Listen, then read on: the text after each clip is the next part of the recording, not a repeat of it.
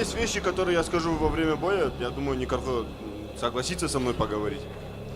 Братан, я буду джебами кормить тебя, тебе некогда будет разговаривать. Все, айтсам болды ғой.